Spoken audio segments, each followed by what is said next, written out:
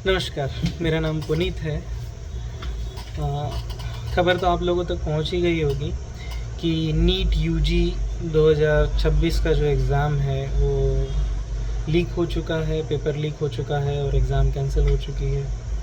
खबर तो वैसे हफ्ते 10 दिन पहले की है, लेकिन जो हम देख नहीं पाते हैं वो दिखाने की कोशिश शायद मैं करने की कोशिश कर रहा हूँ, क्योंकि पेपर्स तो लीक होते रहते हैं लेकिन रिज़ल्ट मतलब कि उसके ऊपर केस करना या उसके में ज़िम्मेदार व्यक्ति कौन था, हम लोग ये भूल जाते हैं कि पिछली बार भी यही घटना घटी थी और हमने उसके ऊपर रिएक्ट नहीं किया।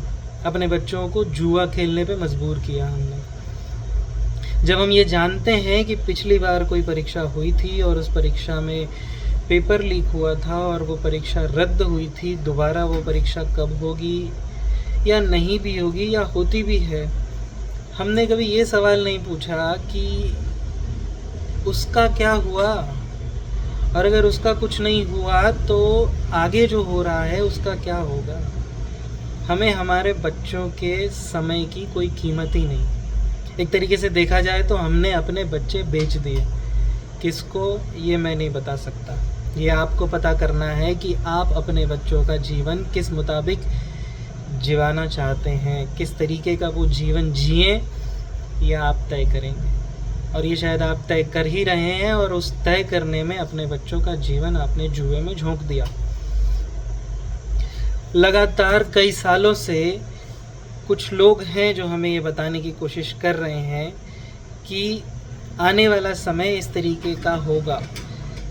काफ़ी समय से ये जताते हुए काफ़ी समय बीत चुका है।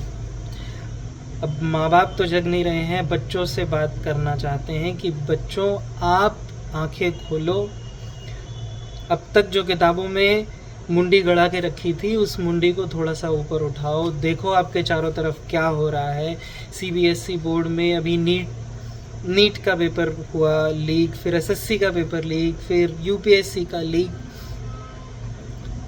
आपकी मेहनत, आपके उस समय की कीमत आपको ही तय करनी पड़ेगी। और अगर कोई दूसरे के पास ये औकात नहीं है कि आपके समय को वो सही कीमत दे पाए, तो आपको वो अपना हक खुद लेना होगा। किसी और के भरोसे अगर आप जीवन बिता रहे हो, किसी के इशारे पे आप चल रहे हो, सवाल पूछना पड़ेगा। बिना सवाल पूछे अपना जीवन अगर बिता रहे हो तो आप गुलामी कर रहे हो। अगर आप गुलामी चाहते हो तो गुलामी मुबारक हो, अगर गुलामी नहीं चाहते हो, अगर एग्ज़ाम देने के बाद में नौकरी लग भी गई तो ये एआई आके आपकी नौकरी खाने वाला है। खबरें तो सुनी ही होगी कि ऐसे हॉस्पिटल्स भी डेवलप हो चुके हैं जहाँ पे बिना डॉक्टर के दवाइयाँ दी जा रही है, ऑपरेशन किए जा रहे हैं। ऐसे रेस्टोरेंट बन चुके हैं जो बिना किसी आदमी के रेस्टोरेंट रन हो रहे हैं। वेटर भी एआई से, खाना बनाने वाले जो शेफ़ है वो भी एआई से। आपकी मर्ज़ी है आप किस तरीके से अपना जीवन, अपना भविष्य तय करना चाहते हैं। और अगर नहीं तो कोई ना कोई अपनी स्किल ज़रूर डेवलप कीजिए। अगर स्किल्स नहीं है आपके पास तो आने वाले 4 से 5 सालों के बाद में सरवाइव होना मुश्किल ही नहीं, नामुमकिन हो सकता है। और ज़्यादा खुश होने की ज़रूरत नहीं है कि टेक्नोलॉजी ने इतना डेवलपमेंट कर लिया है। ये सारा का सारा डेवलपमेंट आपको रौंदने के लिए, आपको रगड़ने के लिए ही है। हर चीज़ को आधार के साथ लिंक करना, अकाउंट को लिंक करना, ये सब लिंक क्यों किया जा रहा है। और अब जो जनगणना होने जा रही है वो जनगणना में ऐसे ऐसे सवाल पूछे जा रहे हैं जिन सवालों का कोई तुक नहीं है जनगणना से। आपके घर की छत कैसी है, दीवार पे रंग कौन सा है, कौन कौन सा साधन आपके पास में है, ऐसे बहुत सारे सवाल जिनका कोई तुक नहीं बनता है जनगणना से। और अगर ये सवाल इनसे पूछ लिया जाए कि क्या भारत के पास खुद का डेटा सेंटर है, अगर है तो वो कहाँ है, भारत का जो ये डेटा तुम कलेक्ट कर रहे हो वो डेटा सुरक्षित है या नहीं है। अगर आपके घर पे भी कोई जनगणना वाला आता है और आपसे ऐसे सवाल पूछता है तो सबसे पहले कोई भी जानकारी आपको नहीं देनी है। सबसे पहले ये बताना है, ये पूछना है कि जो डेटा मेरा आप ले रहे हो वो मेरा डेटा सेफ है, ऐसा मुझे लिख के दो आप। अगर वो लिख के नहीं देता है तो आप अपने रिस्क पे अपना डेटा दे सकते हो। इसमें कोई आपको ये नहीं बोलेगा कि डेटा देना है या नहीं देना है। अगर आप रिस्क फैक्टर को चेज कर सकते हो, साइबर क्राइम से बचना चाहते हो तो मत दो।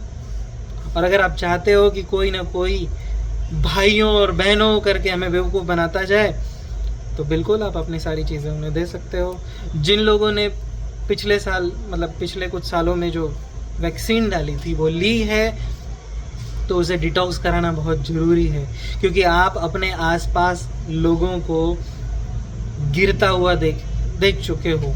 अचानक सडन डेथ, सोते सोते मर गए, चलते चलते मर गए, बैठे बैठे गिर गए, खेलते खेलते चले गए, जिम में चले गए।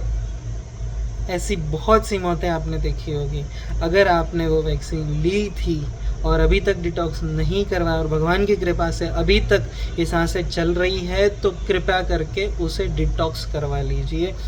डिटॉक्स की अगर किट चाहिए तो इस चैनल पे आप व्हाट्सएप में कमेंट कर सकते हैं, अपना नंबर लिख सकते हैं, वहाँ आपको प्रोवाइड करा दिया जाएगा वो नंबर जहाँ से आप वो डिटॉक्स की किट मंगवा सकते हो।